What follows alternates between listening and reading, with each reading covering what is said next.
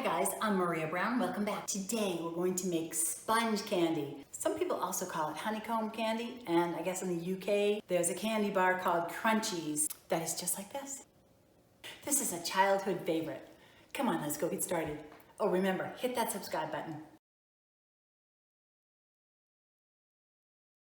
You need to get everything ready before you start. Get your pan ready. It has a tendency to rise past the edges of the pan. So if your paper comes a little bit higher, it's going to keep it from spilling over. The ingredients that we're going to start with are 2.5 cups of sugar, 2/3 cups of corn syrup, and 1/2 cup of water. After it reaches 300 degrees, we add in 4 teaspoons of pre-sifted baking soda.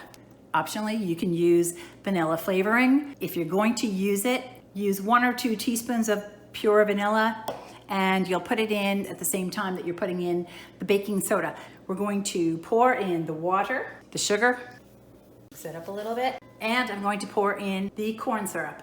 As soon as I get all that in there, I'm going to go throw this on the heat. We're just gonna stir this for a little bit just to get all that hard sugar incorporated into the water and the corn syrup. Now this is over a medium to medium high heat. You see how that's all soft now? It's not sticking at the bottom anymore. I'm just going to let it cook until it hits 300 degrees Fahrenheit.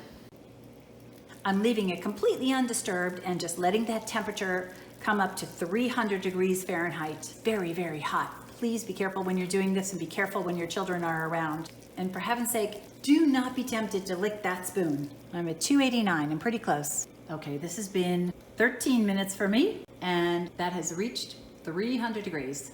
Okay, now I'm going to turn it off. Now I'm bringing it over to where my pan is. Using my wooden spoon, I'm going to add in the sifted baking soda. You can sift it again quickly if you want. And we're just going to mix that all together.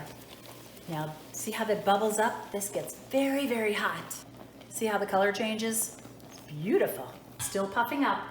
This is where you would put in the vanilla if you want to add vanilla. It's still puffing up.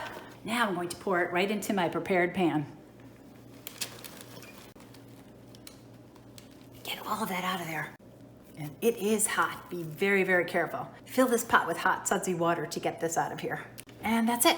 Now we're just going to leave this and just let it sit at least 2 hours or overnight. Then we can cut it. Okay, take a look at that. That is beautiful. Now they call this sponge candy, but it's not spongy at all. You bring it up to the hard crack stage. It's hard, but it melts in your mouth. Just watch this. Breaks quite easily. Now I've got the candy broken up into chunks. I made another one. I'm going to coat one with dark chocolate. I'm going to do the other one with orange chocolate. Here I've just made a little double boiler by putting a heat-proof bowl over some water, and I'm just going to melt this chocolate. This is dark chocolate. You can use any kind of chocolate that you want.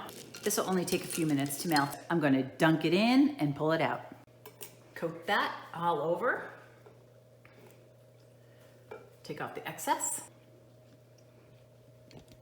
and transfer it to my drying rack. Just look at those.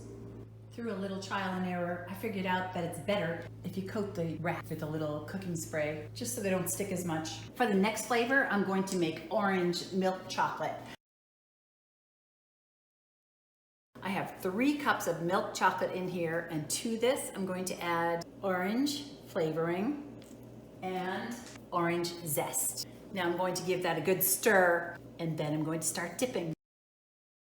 One recipe makes just about 2 pounds, and that does not include the samples that we already ate. Give me a thumbs up and remember to subscribe. Until next time, I'm Maria Brown.